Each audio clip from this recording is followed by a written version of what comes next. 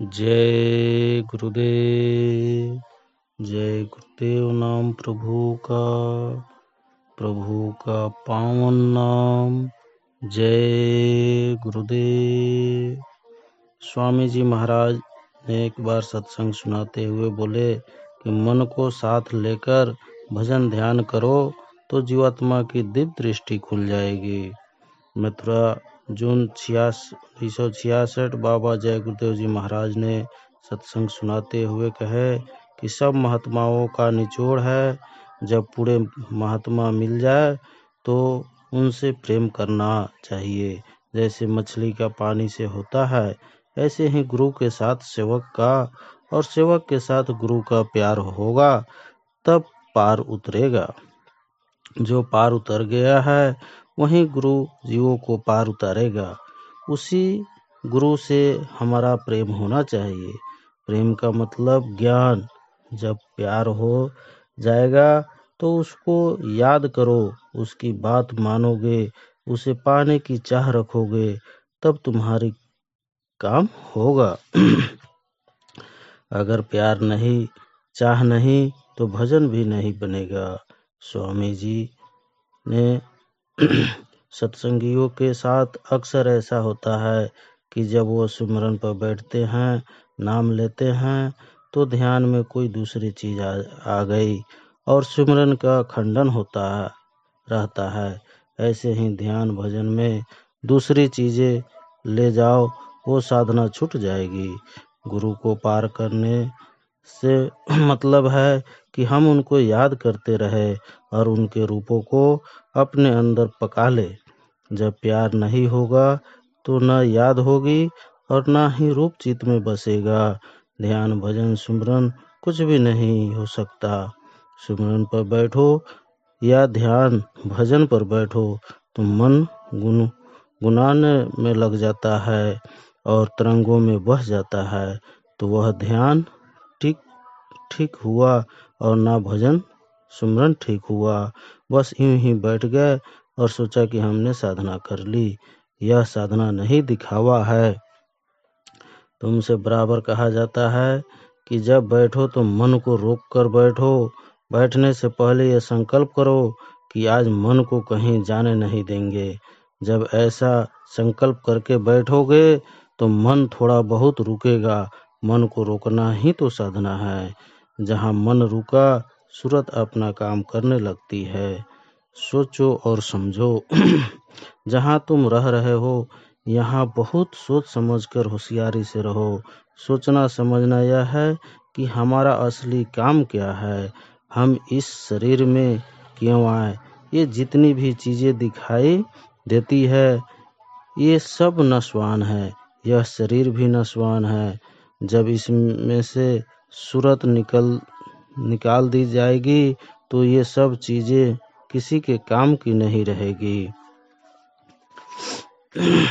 जहाँ से समझाया जाता है ऐसे समझने और सोचने की जगह पर वहाँ कोई जाता ही नहीं है। वहीं सब के सब फंसे पड़े हुए हैं। जहाँ कथा कहानी हुई वहाँ गए और सुना और वहीं सब छोड़कर उठ गए।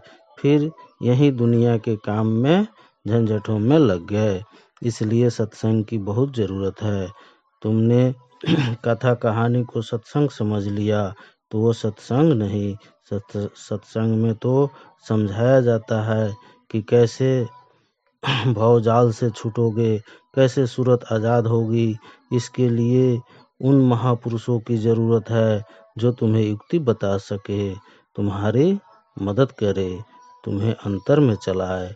वो महापुरुष कहते हैं कि मन को साथ लेकर साधना में लगो, चित्त से गुरु स्वरूप का चिंतन करो।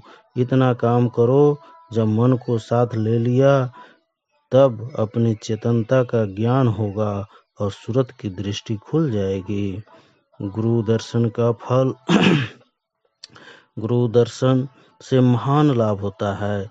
शरीर पीड़ा बहुत कम होती है, मानसिक रोग जाता है, संशय भ्रम और दुख मिटता है तथा किए हुए क्रियाक्रम कट जाते हैं और महापुरुषों की वह दया प्राप्त होती है जो पुस्तकों में लिखी नहीं जा सकती।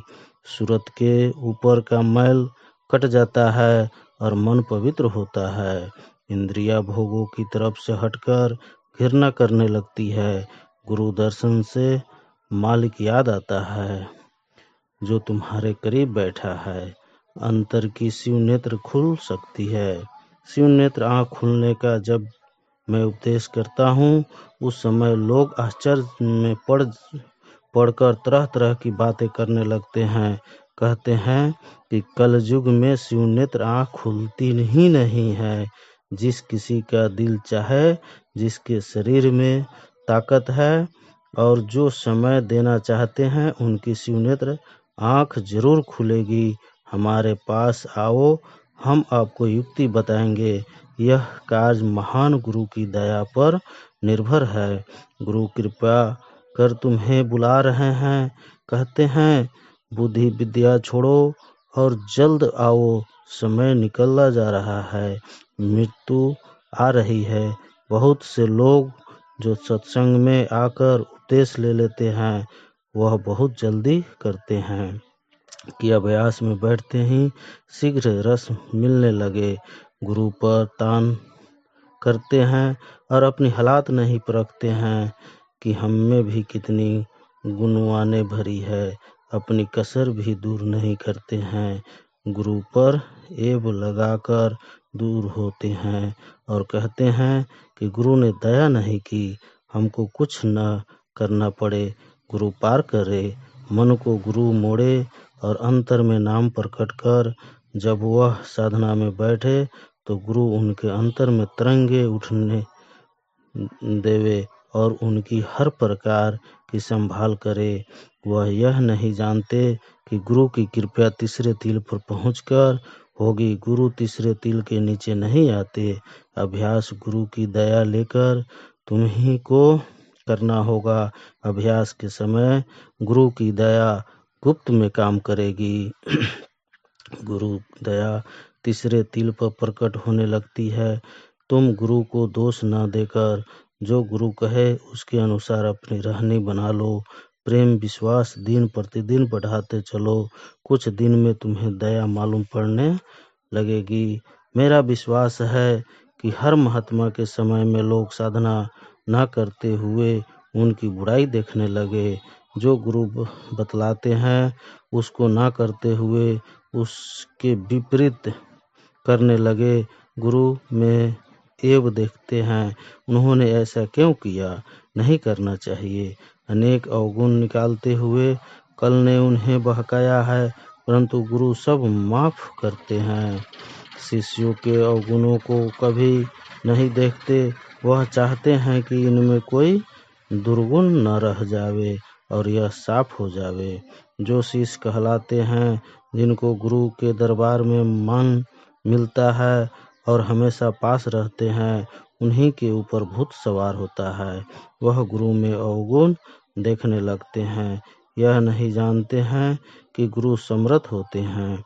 जैसे हमारे गुरु महाराज में कुछ लोग बुराई निकाला करते थे, जबकि उम्र 35 वर्ष की थी और स्त्री बच्चे सदा उनके साथ रहे, परंतु कुछ कह दिया करते थे। पास रहने का नाम शिष्य नहीं है और मान पा लेने का नाम पहुंचा हुआ नहीं कहते हैं। गुरु के दरबार में हर किस्म के लोग अनेक भावों में पड़े रहते हैं। गुरु किसको किस तरह सुधारते हैं, यह तो गुरुमुख जाने। सेवक नाम उसी का है जो गुरु में किसी प्रकार का अवगुण ना देखे और गुरु जो कहे उससे आदेश का पालन करे। सुमरन ध्यान भजन में लगा रहे, जिससे मन इंद्रिया मोटी ना होने पावे। संत मत की साधना में मन और इंद्रिया स्वाभाविक कर्म अनुसार भरमाती है और कर्म अनुसार जो गुरु कहते हैं उसको नहीं करते हैं। गुरु आदेश के अनुसार जल्दी कर्म कटेंगे। कर्म कटते समय या जमीन साफ होते समय गर्द जरूर अधिक उड़ेगी।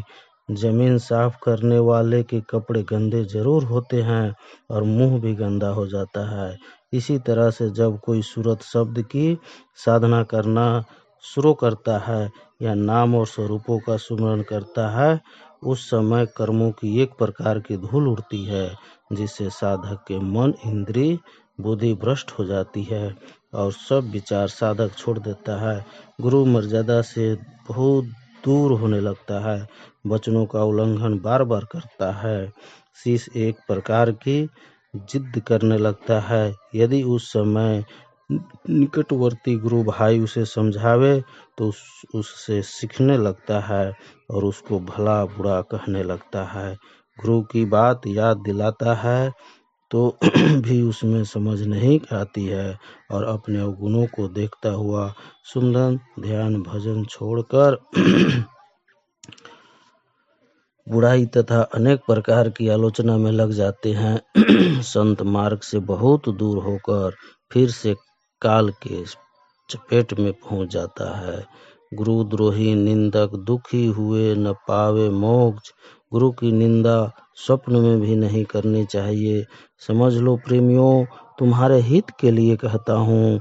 अगर तुम मानोगे नहीं तो तुम्हें पछताना होगा। नरक निश्चित जाना है। यह सारे संतों का निचोड़ है। हरि गुण निंदक दादुई होई, जन्म सहस पाव तन सोई। जो गुरु की निंदा करते हैं उन्हें चमगादड़ों का जन्म मिलता है, सदा उल्टे टंगे रहते हैं और अनेक प्रकार की पीड़ाएं मिलती है। एक दूसरी चिड़िया सदा हमला करती है और खा जाती है। सेवक होकर शरारत करेगा, उसकी माफी मालिक और गुरु दरबार में नहीं होगी। सेवक के आचरणों से बहुत से जीवों का लाभ होता है और सेवक के बुरे आचरणों से बहुत से भोले जीवों का नुकसान हो जाता है और संत दया और मालिक भेद से दूर रह जाते हैं। सेवक को जो गुरु के पास रहता है उसे हर तरह से सचेत रहना चाहिए और वचन संभाल कर निकलना चाहिए, नहीं तो सेवक की बेइज्जती होगी। वह सेवक के मनों से उतर जाएगा, मनमुख कहलाएगा। गुरुद्रोही में उसकी गिनती होगी, बेभिचारी कहलाएगा। गुरु के दरवाजे ठहर कर अपने गुनाहों की माफी मांगे और भविष्य के लिए प्रार्थना करे। कुछ सेवक को भाग से यदि सतगुरु संग प्राप्त होता रहे तो इसकी समझ भी धीरे धीरे बदल जाएगी और कुछ ही दिन के साधन से जब जब सूरत शब्द आवाज के साथ जुड़कर सिमटेगी, तब ऊंचे देश की तरफ चढ़ाई होगी। तब गुरु स्वरूप की महिमा उसके चित्त में समावेगी। फिर वह भी प्रेमियों के अनुसार अभ्यास में थोड़ी बहुत गुरु स्वरूप की मदद लेकर चढ़ने लगेगा। फिर उसका रास्ता आसानी से तय होगा। स्पष्ट यह है कि चाहे कोई प्रेम अंग लेकर चले या विवेक और वैराग अंश पर जोर देकर रास्ता तय करना प्रारंभ करे, दोनों को पिंड देश से धीरे धीरे अलग होकर अपने निज धाम की तरफ चढ़ना और चलना आवश्यक है। जब तक सूरत माया के घेरे के बाहर ना जाएगी तब तक काम पूरा नहीं बनेगा। जब तक सूरत सतलोक सतगुरु देश में ना पहुँचे तब तक निर्भय और निश्चित नहीं हो सकता और ना परम आनंद प्राप्त हो सकता है। और वहीं पहुंचकर जन्म मरण और कलेश से सच्चा छुटकारा होगा। बिना गुरु कृपा के सच्चा धाम नहीं मिलेगा। गुरु के पास जाओ। अभ्यासियों में एक नुक्स आ गया है। गुरु से मुक्ति पूछकर शीघ्र अलग हो जाते हैं, अपना बल लेकर साधना करते हैं और आप वैराग आदि का बहुत विश्वास करते हैं। जो गुरु स्वरूप का प्रेमी चिंतन करते हैं उन्हें वह कुछ समझते हैं। अपने विवेक वैराग से उनको कम समझते हैं। उन प्रेमियों को गुरु स्वरूप और थोड़े से अभ्यास से आनंद मिल जाता है। गुरु स्वरूप को अकुआ रखने से मन इंद्रिया विघ्न नहीं डालती है। वहाँ लोग अभ्यास करते ज़्यादा नजर आते हैं और अपना बल लेकर मन इंद्रियों से हर रोज जूझते तथा लड़ते हैं, फिर भी उनको प्रेमियों के बराबर रस आनंद नहीं मिलता है। उनके अहंकार में आकर समझते हैं कि हमारे बस पुरुषार्थ का फल है, फिर गिर जाते हैं। मन और इंद्रिया भोगों में जब गिरती है फिर उठना कठिन हो जाता है। गुरु स्वरूप को आगे करके साधना करे। बहुत से लोग मुझसे रूठ हो जाते हैं, जैसे कि गुरु उनके मन मुताबिक बतलाते और इज्जत नहीं करते, या तो जो गुरु के निकट रहते उनका मन मुटाव किसी किस्म का हो जाता है, या उसकी प्रतिष्ठा को देख नहीं सकते हैं, उनसे उनका अंतर जलता रहता है और समय पर आकर उबल पड़ते हैं। भावों में उनके कम बेश होता रहता है, कभी अच्छे और कभी बुरे भाव गुरु की तरफ होने लगते हैं। यह कभी नहीं समझते कि हमारा मन बहुत पाजी है, जो हर वक्त तंग करता रहता है और 100 दफा प्रभु प्रभु कहकर कुछ नहीं समझा पाते हैं।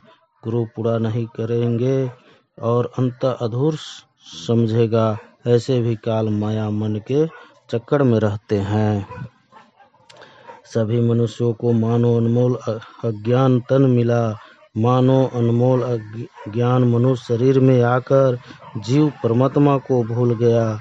इसी कारण अनेक प्रकार की विपदा जीव को उठानी पड़ती है और जीव इस अनमोल जीव में तड़पता रहता है। मनुष्य शरीर में जब जीव तड़प रहा है, फिर किन शरीरों में आराम मिलेगा। मानो अज्ञान तन में रहने वाले जीवों, तुम अपनी अल्प बुद्धि से सोचो कि वहाँ तक सत्य है। सत्य का अनुभव तुम्हारी आत्मा करेगी, जो उसे सत्य पुरुष का अंश है। वह बुद्धि की उपज वाली वस्तु में अपनी मानसिक और शारीरिक शक्ति छीन करते हैं और अंत में व्यक्ति को निराश होना पड़ता है। जय गुरुदेव। जय गुरुदेव नाम प्रभु का।